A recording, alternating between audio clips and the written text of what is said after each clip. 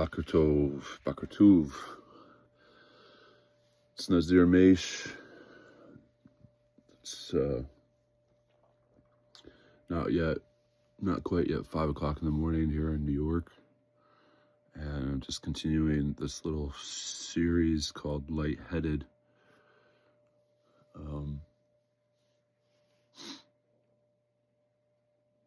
want to talk about two things today, this morning, this AM, this new day. I want to talk about something that's explicit, but I also want to talk about something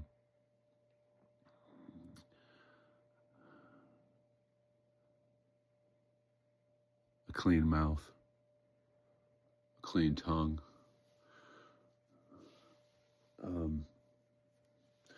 So it's an interesting mix because at first it might seem like something explicit doesn't go well with a clean tongue or a clean mouth, right? Because sometimes if you're talking about something explicit, someone might say that you have a dirty mouth. But this isn't about what I'm speaking about in terms of explicit isn't to be dirty.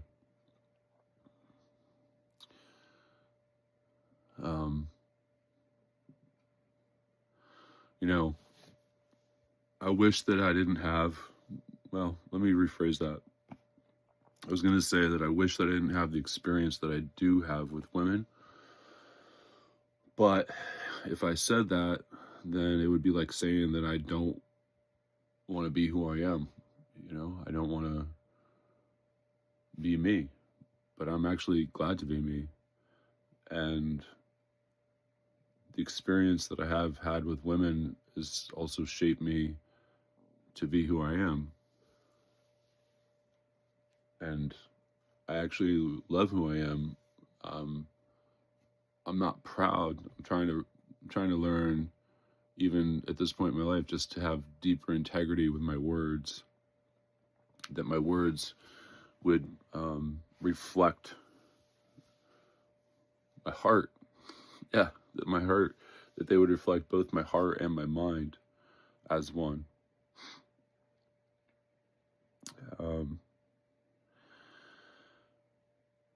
Before I was born, my mom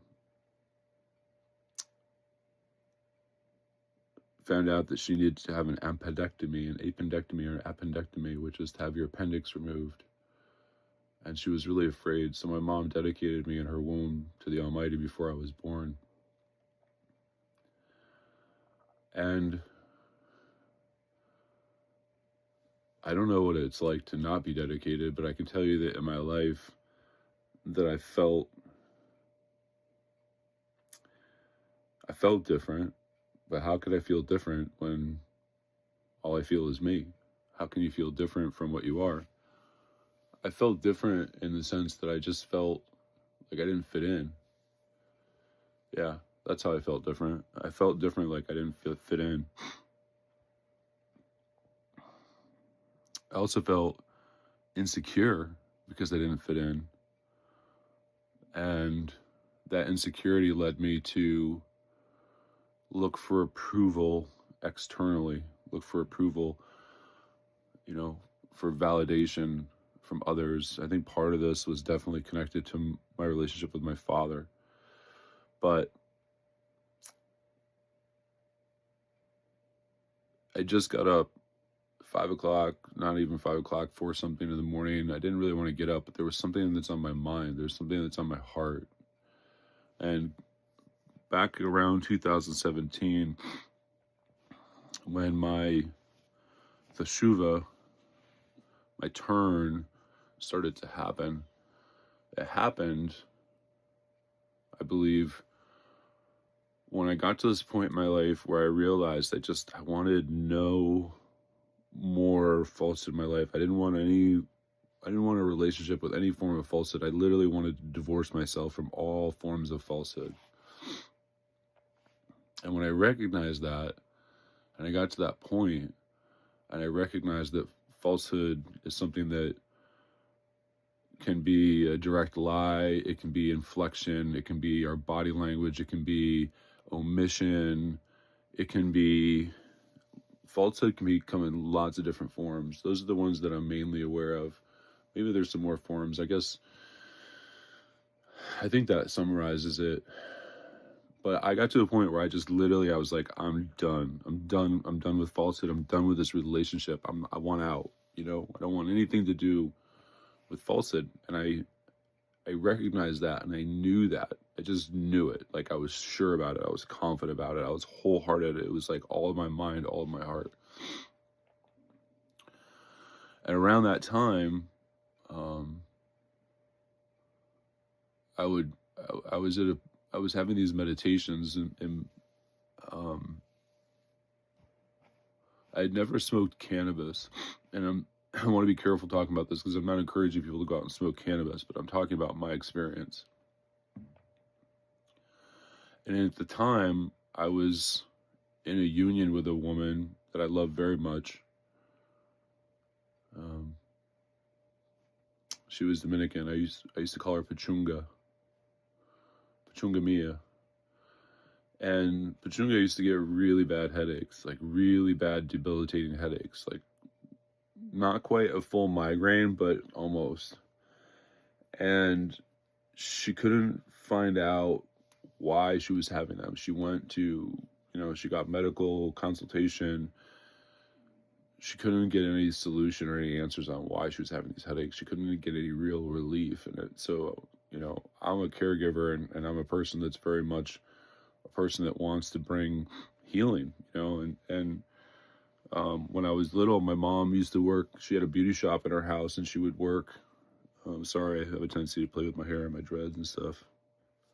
Might be distracting to people, but I don't know why I'm always touching myself. I didn't mean it in a weird way, even though I am having an explicit conversation today.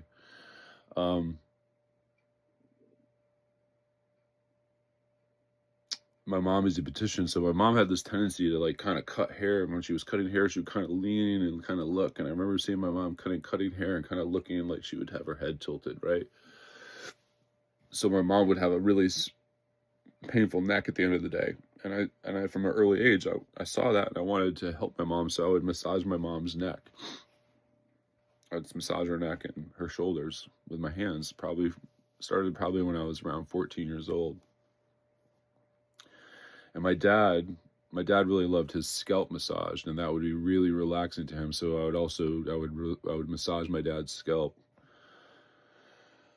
And this is when I started massage. I started to use my hands for healing, and as I did that, I learned to feel the body. I learned to feel tension in the body. You can't really feel it in the scalp so much. There's not really musculature in the scalp that you can feel. You just have to be aware of your touch in order to like give someone the right pressure of your touch for that relief. But with my mom, I would feel her shoulders, I would feel her neck, and at times I could feel knots, or I could feel the muscle like really tight. And so I would move, along that muscle, and I would try as I pushed it and pressed it. What I didn't realize that what I was doing was I was pushing the blood, like when you press on the body, right? If I press down into the tissue, what I'm doing is you're compacting that tissue. You're putting pressure on it. So you're kind of flushing any of the blood that might be in there. You're pushing it. You're causing that blood to move, and movement in the body is life. And anytime you have stagnation in the body, that's really like, it's a form of death. Stagnation leads to disease. And so from an early age, I learned to massage. I learned to use my hands for healing. And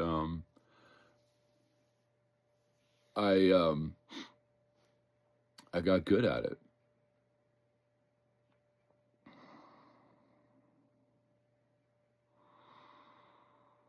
And it meant a lot to me to be able to do that for my mom. But getting a little bit off track, what I wanted to talk about was, this morning when I woke up, I think I forgot to brush my teeth last night. And when I woke up, I had a little bit more of a feeling of, probably bacteria in my mouth, a little bit of film on my tongue. By the way, if you want to have a really clean mouth, spiritually, have integrity with your words and don't speak any falsehood, and even more so, learn the word of Yah and speak that, because that word is the most pure word, and that's going to really give you a clean mouth.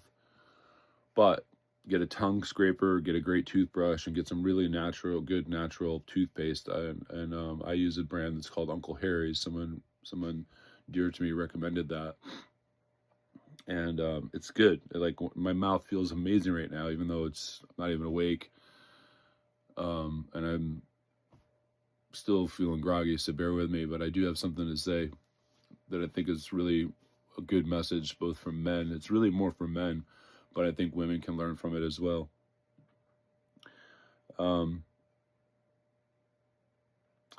So this morning I got up and I used my Uncle Harry's toothpaste and my new toothbrush, and all natural, fiber.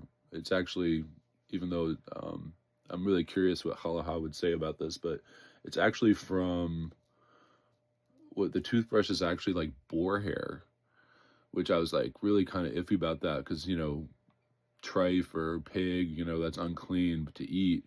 But the boar hair, you're not eating it, it's also the flesh of the animal. But I was a little iffy about using like a toothbrush with like boar hair, but it's very coarse and it's natural, and you're not getting microplastics in your mouth. So I've been brushing my teeth with this boar hair toothpaste, which I did this morning, and scraping my tongue, which I've never had a practice of using a tongue scraper, but I'm now using a tongue scraper. And when you do that, you have to like kind of really go dig deep in the back of your tongue. You pull out and scrape, any of this kind of film that tends to hold bacteria in your mouth. And now it's like my mouth just feels like great. It feels amazing. It's like awesome. So I definitely recommend a good oral hygiene. And it's funny, I was talking yesterday about like orphan and moral, and the word oral in English, oral, you could say is literally light, Yah's light. So oral is so crazy, like English and Hebrew. Like, as I'm saying this, check this out. Oral means like of the mouth, right? And the mouth, we know that the word of Yah, Devar Yah, that all things were formed through speech of the mouth. So like, how amazing is it that in English, oral, of the mouth, would literally be or and ale. It's like Yah's light, and has to do with the mouth in English. It's just crazy. I knew that before, but just like thinking about it. And sometimes when you don't think about something, you're like, wow, that's really profound. And to me, that's really profound, that oral in Hebrew would be Yah's light. So talking about oral hygiene, and so this clean mouth, right? And having a clean mouth spiritually and physically. And so it's appropriate that as a man that's pursuing having a clean tongue, a sacred tongue, a pure tongue, a lashon kedash, or I don't even know the correct form in Hebrew to say that, if I'm even saying that correctly, if it's lashon kudash or kadush, but a pure tongue. And so I'm thankful this morning to have a tongue of integrity, a tongue of greater integrity. I'm always working on that. But also a clean mouth, good oral hygiene. And that said, I'm going to talk about something that's fairly explicit today, or this morning, whatever this is, now, which is now, then, or was then, now. I'm going to talk about something explicit. And so bear with me on this. And it goes back, I'm going to start back to what I think I opened with, which was kind of my experience with women. And there was a point in my life where I was really, I used to watch I was really feeling down. Let me finish my sentences, right? I was feeling down about myself. I was feeling critical about myself. I was feeling insecure about myself. And I used to watch The Office, and it was something that my children enjoyed. I have 2 children, a girl and a boy. They're now a young man, a young woman. But I used to like The Office, and Steve Carell in the show The Office, he's very famous for these "that's what she said" jokes, and I used to always crack those. That's what she said, because it's like, so there's so many things that can apply to, and it kind of has like a funny but kind of a dirty implication potentially, or maybe not dirty, but a sexual. And sexual can be dirty if it's in the wrong context, right? It's like, and that's really what I'm touching on right now. And so I was contemplating, I was like, I was very aware that I was like saying all these "that's what she said" jokes, and I'm feeling like, am I dirty? Do I have a dirty mind? Am I dirty because I felt very, very sensual in terms of wanting, connection and touch and physical intimacy and emotional intimacy, and I'm not proud of it, but I've kind of been with more women than I ever thought I would. I was a virgin until I was 21 years old. And so the experience that I have had with women, considering that, is kind of, nothing I never really expected in my life. But I haven't, I was looking for love and I've been a fool for love in many cases, real fool for love. So how do you take that experience and that something that I'm not necessarily proud of, something that was unclean, and make it serve something that's clean? How do you take, how do you flip it? How do you make a negative positive? And so I think one of the ways that I can make a negative in my life, which was like sexual impurity, how I can take that and transmute it into something that's pure, is to use that experience and seeing the truth behind it, and then sharing that with somebody else in a way that they can possibly be edified, that they can know more about themselves, they can know more about life, but ultimately they can know more about our Creator and His holiness. Hallelujah. And so that's what I really want to talk about this morning. And so I'm about to speak about something that's explicit. So be forewarned, but also hang in there, because if you can receive this, I think you're going to be blessed by it. All right, here we go. I'm a little nervous to talk about this because I'm a man of like a straight path. I'm a man that's pursuing righteousness, and this is a topic that is a little colorful. I don't know when it was, but there was a point in my life that I heard someone talking about a healthy erection. Okay, I said the E word, a healthy erection. And what they said was that a healthy erection required constant blood circulation through it. That if you are to clamp your erection, because sadly, I used to watch pornography and stuff, and people might have a tendency. They even have I've been in sex shops and stuff. They have toys. They have things that literally clamp at the base of the erection to try to make it more full or larger or harder, and to sustain it. But what this person was saying was that's actually unhealthy for the erection, because you don't want to clamp and lock the blood and hold the blood within the member. You want the blood to be constantly flowing through the member for a healthy, sustainable erection.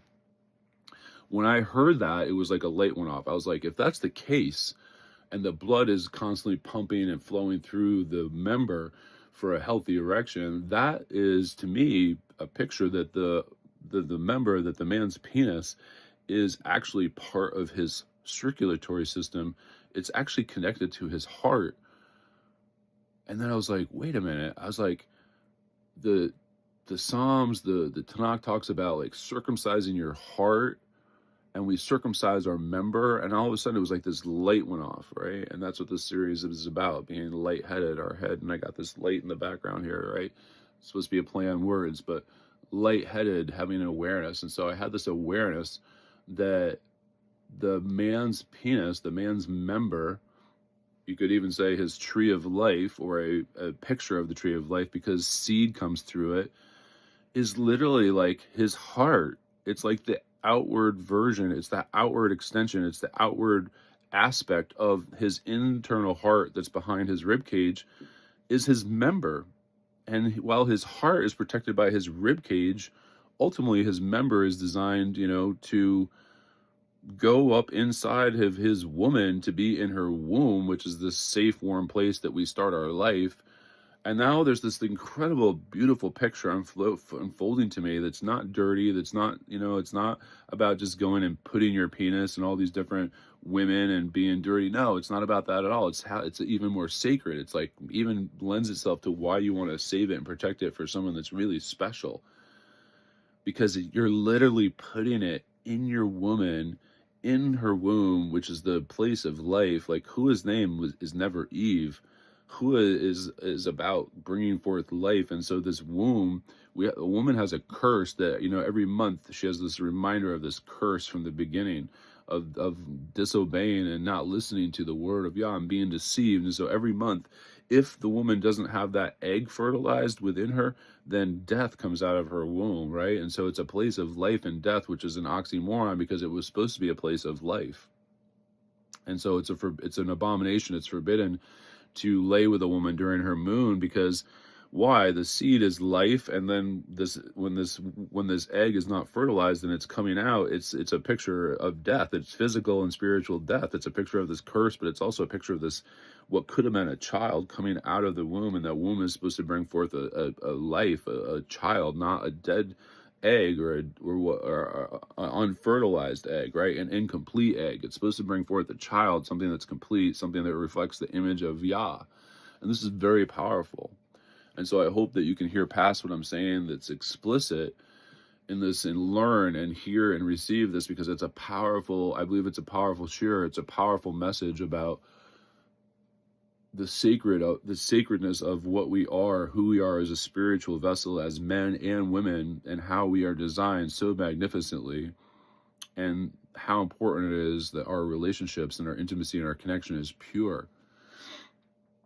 So I'm just going to say it, you know, like I didn't have a lot of experience with women when I was younger, so I was very insecure, you know.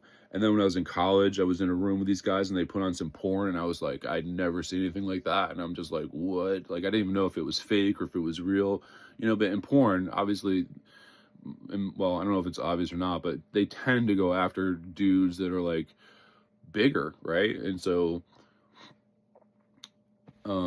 I happened to see this video, and the guy was a very, you know, very large dude, and he was having sex with this woman, and I've never seen it before, and it's just like, it distorted me, right? Because I'm like, now I'm comparing myself to him, and I'm like, am I not normal? Am I not like, am I not big enough? And hear me out here. One of the experiences that I had with a woman that I really loved, you know, I cared about her a lot. I really loved her. And I met her in a very difficult time, a very lonely time in my life, when I was thousands of miles away from home. I was displaced. It was actually during COVID. And there was a time where I was just so lonely. I hadn't been touched, you know, I hadn't had any affection.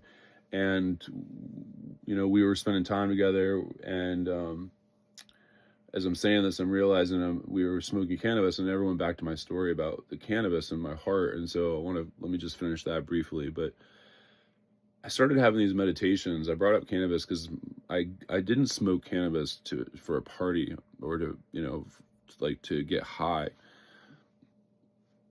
This woman in my life that was my wife, we made a vow, you know, together before Yahuwah to be man and woman. She had these terrible headaches, and so she couldn't find any relief. And I said, you know, maybe I saw this video of a guy that had Parkinson's, and Parkinson's comes with like really bad trembling and, you know, shaking. And so this guy was, this older man had this really bad trembling, shaking from Parkinson's, and he would smoke cannabis, and the shaking would go away. And I saw that, and I was like, it just seemed, you know, to me that was had some form of a healing effect on him. So I told her about it, and she was like, no, I'll never do that. She was Roman Catholic. One of the reasons that she left me when I had my teshuvah and I started to follow Torah, we weren't aligned spiritually or intellectually, but we had a beautiful heart connection, beautiful physical connection, but that's not enough. You need heart, mind, soul, and body. Mind, soul, mind, heart, and body. I would say like 4 things really you need to have for a good, strong connection, as well as ideology. But that could fall under the mind. So anyway, long story short, or shorter, she finally got to the point where she was ready to smoke. She didn't know what else to do. These headaches were persisting, and she asked me if I would get her some cannabis. And I worked with this guy, Nick, and I knew he smoked, so he got me some cannabis, and then I brought it home for her. Got this little thing that heated it up. It was like we weren't gonna burn it or smoke it in a joint or a bong or anything like that. It was like this little vape thing where you put the cannabis in and it heated up, and it would make a vapor that you could then inhale. And so when I got it for her, she didn't want to smoke it alone. And so I agreed to smoke it with her to make it accessible to her. And when I did, we would usually do it at night before bed, and I would be laying in bed and I'd be having these deep meditations. And so one of these early meditations that I have was I saw like these orbs, these two orbs. And, sometimes when you're having a spiritual vision, I would say, it can be unfamiliar, but you'll have a knowing. So I saw these two orbs, and I had this knowing that what I was seeing was like my mind and my heart, and I saw them come together into this one orb. And when they came together in this one orb, that orb kind of like glowed like light, and it bubbled. It was kind of like this gold bubbly liquid that almost, if you've ever seen like a marble with water, like a fountain, and it's like a water ball, and the water comes over and it just kind of bubbles over it, and it just has this weird, interesting pattern of flowing around this orb or this circle. That's what it was like. And I saw kind of like what I would say in a spiritual sense, that my mind and my heart came into a chad, that they were one, because I had agreed and saw that I didn't want any falsehood in my life. And so that represented this union of my heart and my mind. I'm sharing that because that's really, it's important for us in our life journey to have this concept of taking two things and making them one. It's really what this word echad means. It's as one. It's like a man and a woman are two, but they're coming together to be as one, and they come together in a mental, spiritual space in order to, in a healthy construct, they're coming together spiritually and mentally and cognitively, and then once they make that decision and they're in agreement about that, then they're ultimately coming together physically to be one. And then the man, this all connects together. The man is then literally putting his heart up into his woman's womb, and he's delivering the seed of life through his heart member, which we, as Hebrews, circumcise it. It's a sign of removing away extra flesh. And in the spiritual sense, it's a concept of removing something that's going to make you more sensitive. It's going to make you your heart more exposed, right? It's this picture of removing something around it, this extra layer that could make it harder in the sense of more callous. Whereas in the physical sense, that's a little bit opposite, I would say. By removing the foreskin, the member can be a little bit less sensitive, I'm told. Why? How could that be good? Well, if it does happen that way, it could be good because you might be able to last longer for your woman, satisfy your woman more, and then ultimately by lasting longer, maybe you could satisfy yourself more by having deeper intimacy and connection. I don't know, but I'm just talking about it as I see it. But how this all connects together is, if a man knew that his member was a reflection of his heart, I think he would approach his sexual identity and his sexual life in a more different way. And as pious or as orthodox or as like men that are devout, right, we realize that our sexual purity is important. And that's the reason why I waited until I was 21. I wanted that to be special. I wanted that to be for the woman that I loved, for the woman that loved me, and I wanted it to be sacred. And ultimately, I compromised. And when I compromised, I defiled myself. And that brings me to a point where, what is defiled? How do you renew? How do you restore that which is defiled? Well, we call that teshuvah. We call that turning. So if you go from being impure, the way that you become pure is that you no longer look at pornography, you no longer look at women with lust, you set yourself apart. This is like this process of setting apart sacredness, holiness. You know, find something that's valuable on the street, like a gem or a jewel or a piece of gold or silver, right? You pick it up and you put it someplace special or safe. That's like an act of setting something apart because it's got value. You're making it, you're giving it like a sense of sacredness by how you're handling it. So we as men need to handle our members, our hearts, and our physical heart, the penis, as it's sacred. Okay, so here's how I can take something that was profane, my experience, my compromise, my uncleanness with women, and I can make that which was false true by no longer living that way, but then taking that and sharing it as an encouragement, as a lesson for someone that might be struggling with their holiness, or maybe falling short in their holiness, or maybe isn't even pursuing holiness, and it might inspire you to make a change or an adjustment. And that adjustment, that change, is a function of this teshuva. It's changing our attitude, it's changing our understanding, it's changing how we see ourselves, changing how we see the Almighty, right? In order for us to really have full teshuva, we have to really respect, love, and admire the Almighty as something that's greater than ourselves, something that we realize that's greater than us. So we need to submit. We need to humble ourselves, right? We bow over. We like, oh, you know, this is greater than me. I'm bowing down. I'm lowering myself. I'm making myself smaller. Well, obviously, when a man is having intimacy with his woman, his member actually engorges. It becomes larger. And I'm going to talk about this experience that I had that's very explicit, so bear with me, but please hear the deeper aspect of what I'm sharing. I had this experience with a woman, and I mentioned that it was during this COVID, and it wasn't necessarily a holy experience, but it was pure in the sense that I really loved her. I would have been committed to her. If she would have been committed to me, I really would have been committed to her. That doesn't make it right or pure, because you should have the commitment on both ends, but I loved her, and I wasn't where I was on the path of righteousness, but I still had a distorted vision or view of what was okay with women. And we were up in the mountains in Santa Barbara, and we were sharing some cannabis, and it was raining out, and so we were in the same vehicle. And I don't even know how it happened, but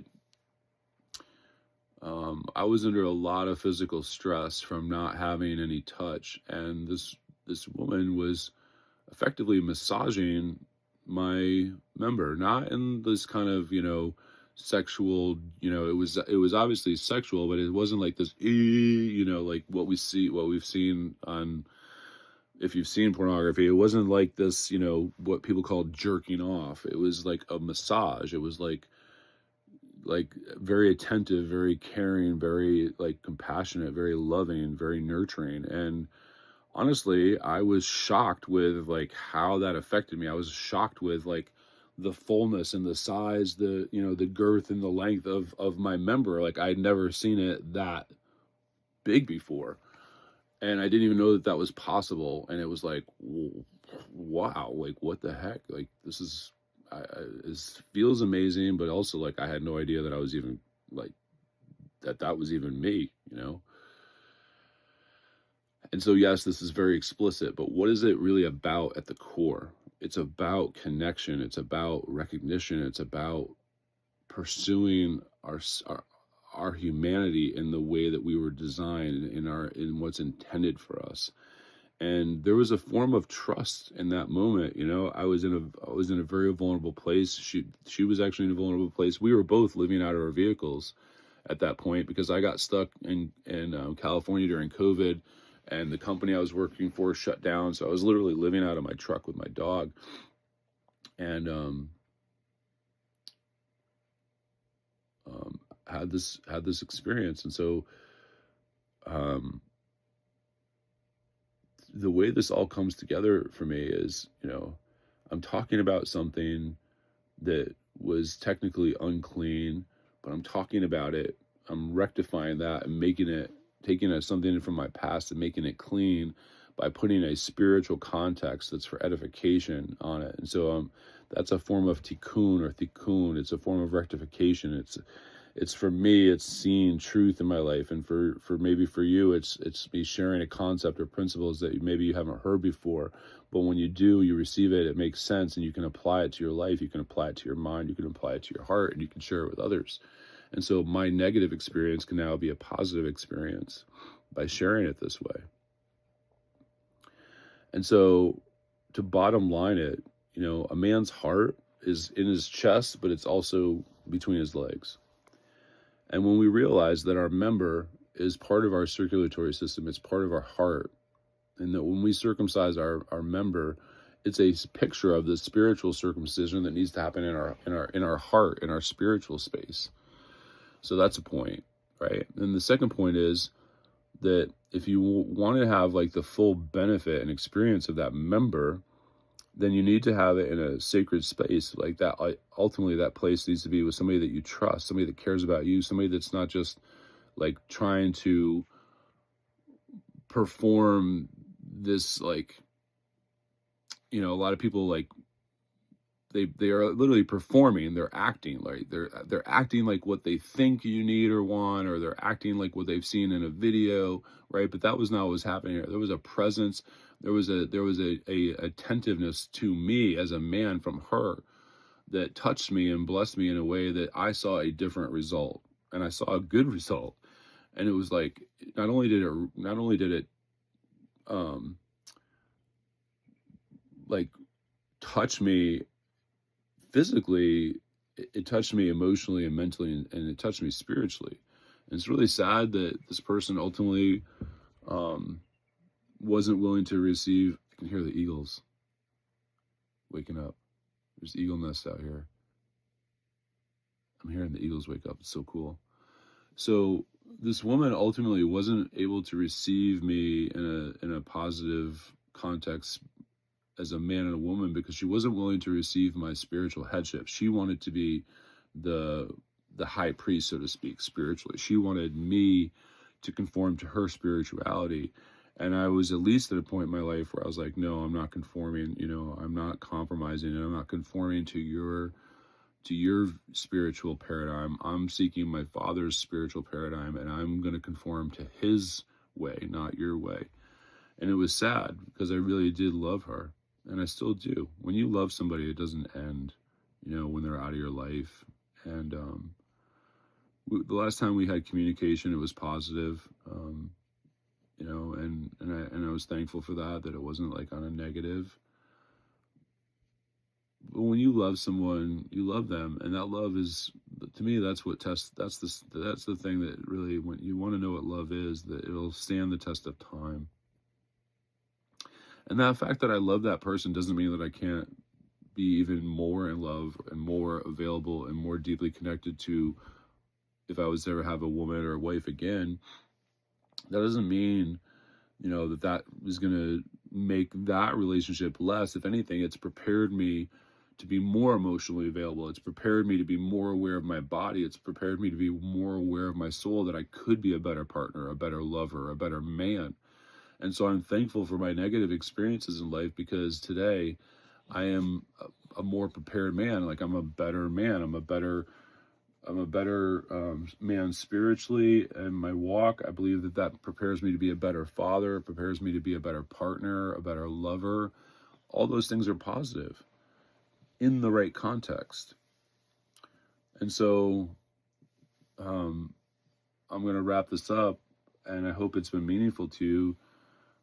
I didn't use a lot of scriptural references in this conversation. I'm really just drawing from my personal experience, and that tends to be how I approach these shares. I'm trying to draw from my life experience in a way that's something meaningful to someone that's on a spiritual path. And my spiritual path is Tanakh, the Torah. It's honoring the one who identified himself to his servant and our father Masha, commonly known as Moses. He said, "This is the name that I will be known forever. I am the Elohim of Abraham, Yitzhak, and Yaakov." And he said, "My name is to be known forever as Yod He Wohe."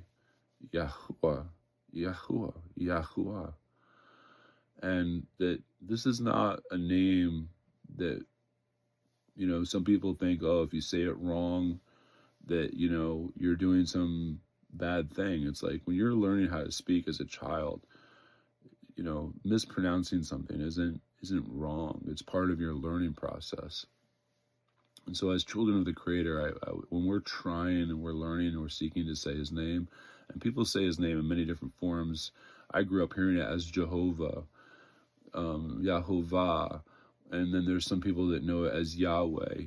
And I was told by a man who studies ancient Hebrew that if you look at the word Hawaii backwards and the word Iowa with an E, that these are forms of his name, which is incredible. Like Hawaii backwards, who would have saw that or thought about that? But it's like Iawa, and like Iowa, but with an E, Iowa, Iowa, Yahuwah. Like this is his name that he said I would be known forever. So my path is to seek him as the great sovereign. Like there's this part of him that's the king, like the scariest guy in the universe, like the highest authority, right? But then he wants us to have a relationship with him as a child. He wants us, he says, he talks about Israel. He says, you will no longer call me Baali, but you will call me Ashai. You will call me your man. Like, man, this is like a form of affection of like a woman speaking to her man as a common denominator in the form of fire, which she's also a fire, Aisha and Aish. And I'll leave you with this as I wrap this up, the beauty of the Hebrew language, because I always like to include that. And I talked about oral being like rooted into Hebrew, but also when you look at the word, and a lot of people think that like Adam, because it's interpreted as man in most English Bibles, that the Adam is man, but no, Adam is really like to be blood or human. Man in Hebrew, it's commonly in the modern people say Ish, but if you just say Ish, you're missing one letter. You're only saying the Yud and the Shin. So it's really, I believe, Aish, which is this Elaf, and a lot of people say Aleph, but I would say it's more likely Elaf, and that has been preserved for us in the English language as the name of this English letter A, which comes the alphabet, is like literally almost a direct transliteration from Hebrew, Elaf Beef, and that also, like what's crazy, where does English come from? Britain, right? Briton, or the British. Well, Brit in Hebrew is the covenant, and also is like very close to and Brit would be like people of the covenant, and British would be like man of the covenant. So English is literally called the alphabet, alpha beef. Alpha is a derivation of Alaf and from the Greek. But I would say like this is like really amazing for us to recognize that we don't realize how connected the English people were to the lost tribes of Israel. I just saw my little dog rolled over and she's got a tick on her that left a really bad mark. Got to deal with that.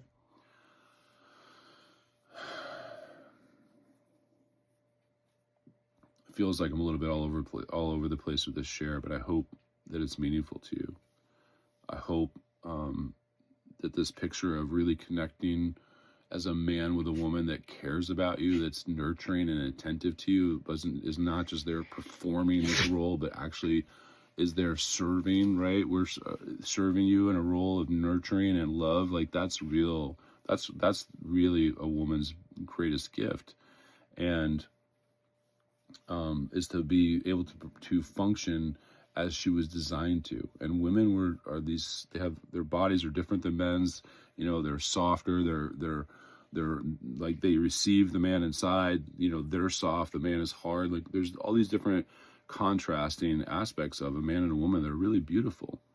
And sometimes it can seem dirty, and that's why I'm saying that this is an explicit conversation, because I'm talking about things that, some people would never talk about in a synagogue or a church. But I'm sharing it with you on YouTube, and I hope that it's helpful and beneficial, and I hope that it brings light to your head, and I hope that through this conversation, through these thoughts, through these concepts, that you get more lightheaded. Mama, you're sneezing. She's sneezing. Look at this little puppy. Look at that little puppy. What a good girl. Yeah, dog in Hebrew is kalav. Kal, kaf lamed is all, and lamed beeth is heart. So like a dog is literally like all heart or as heart.